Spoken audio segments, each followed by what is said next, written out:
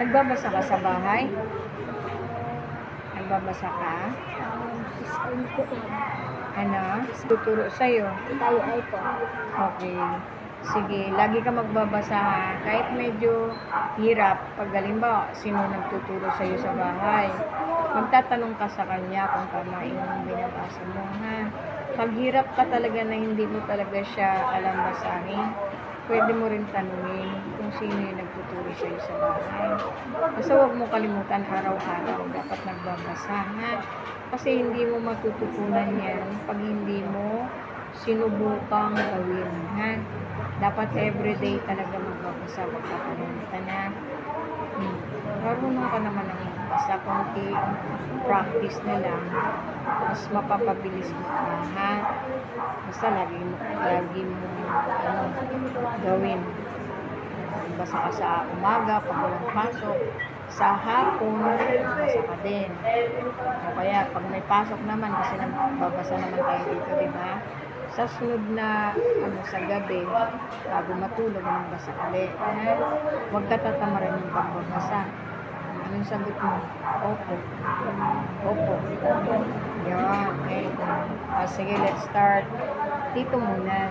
Pag nabasa mo na siya, halimbawa, maganda. Basahin mo na siya ng diretsyo. Maganda ang Pakinig. Babasahin mo na siya ng diretsyon. Maganda. maganda. Lakasan mo kasi bingi ako, Maganda. ha? Oo. Maganda ang panahon. Gustong Very good. ng laro ni Nico niyaya Nico ang kakambal Ano yun? Very good. na si Nole Noli. Noli. Hindi. Pag nag-ano ka, hindi pa tanong. Noli. Noli.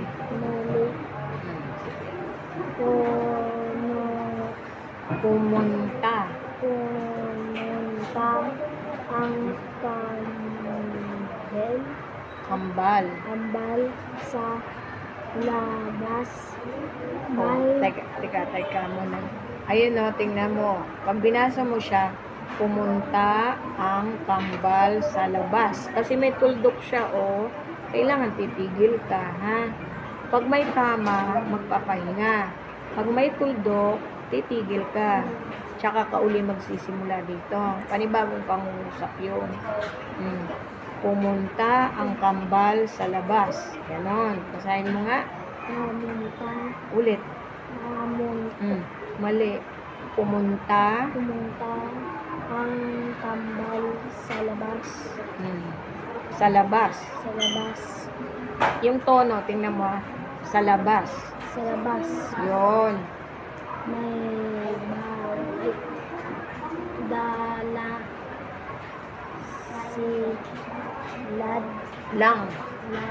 Silang.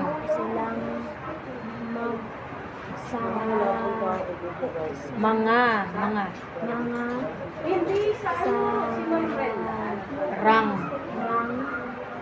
Gola.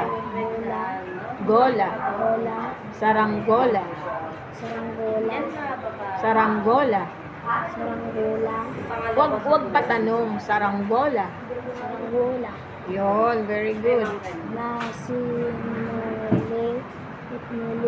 Hindi dito ka na. Makukilay Yun. ang mga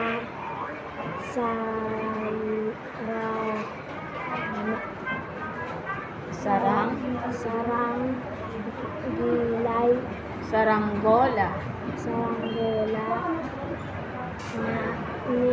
Ng kambal. Yun. Oh, may tuldok na naman. Dapat tigil ka na dyan. Makukulay ang mga saranggola ng kambal. Ito nga.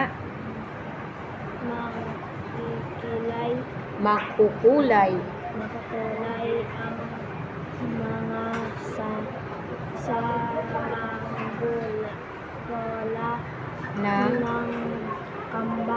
Yun. Yun, di ba na alam mo, kailangan tumigil pagka kami tuldok. O, dito ka na. Pi, na, pad. Pinalipad. Mm.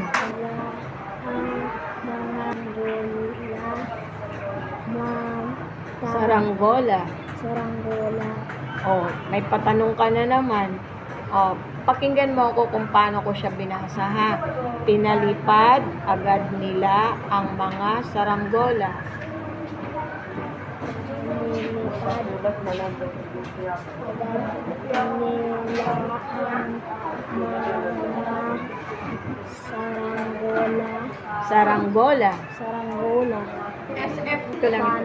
Fun. Fan. Ulit. Fan. Hindi. Tingnan mo ako. Oh, tingnan mo ako. Fun.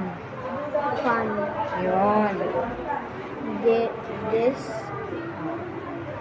So. Summer. Summer. Let's have fun. Let's have some fun this summer. Ulit. Let's have some fun this winter. Ay, Let's ulitin mo nga. let's swim. Ito lang. Swim. Ulit. Swim. Swim. Swim. Yun. In. In Hindi. In. In. the River. river. Oh. Let's swim in the river. Ulit. Dinito siya. Some. Paano nakakapagbasa ka na. Magbasa lang ng magbasa sa bahay. Ha? Huwag kakalimutan magbasa sa bahay. Ha? May kasama ka naman sa bahay. Opo. Dapat pag nakikipag-usap sa mas nakakatanda, sa mga teacher, kahit sa labas, pag matanda sa'yo, magamit na o at opo. Ha? Okay? So, nagbabasa ka sa bahay. Ha? Minsan po, wala kasi tutulong sa doon. Bingan doon lang po pinsan. Minsan po, naalis po. Sino ba kasama mo sa bahay? Mga pinsan ko po, lola ko po. Ang dami pong ginagawa ni lola. Kaya hindi ako matulungan. Pinsan ko na lang po. O, di ba meron akong ibibigay sa'yo na sa libro kasi na Pilipino. O, madali lang basahin yon. Subukan mong basahin ng paisa-isa para pagdating naman dito kasi nagbabasa naman tayo, di ba? Ha? Ha? Opo. Tama yan. Sa tuwing sasagot ka, may po at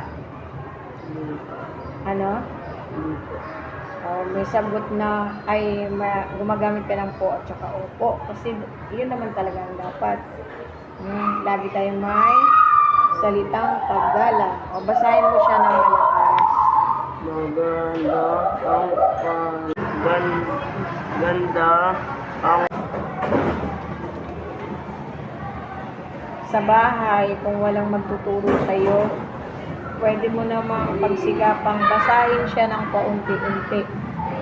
Hindi naman kailangan mabilis ka agad. Kasi lahat naman na nagbabasa, na nagsisimulang magbasa, ay sariling sikap lang din nila. Basta gusto mong matutong magbasa, ikaw naman, nakakabasa ka na eh. Yung mga mahihirap lang na salita, ang nahihirapan ka rin, di ba? Sagot. Opo. Dapat, pagsikapan mo rin. Kasi nga, sabi mo, sa bahay, wala po kasi nagtuturo sa akin. Ang mga kasama ko po kasi nagtatrabaho lahat. Pag nandyan sila sa gabi, na nag-iipon-ipon kayo, magbabasa ka. Pag nahihirapan kang magbasa, tanungin mo sila, paano ba ito basahin? Ganun, ha? Huwag mo laging iasa na kailangan turuan ka lagi. Kasi nakakabasa ka naman, mabagal lang talaga. Sobrang bagal. Kaya dapat ay ikaw mismo magsumikap, ha?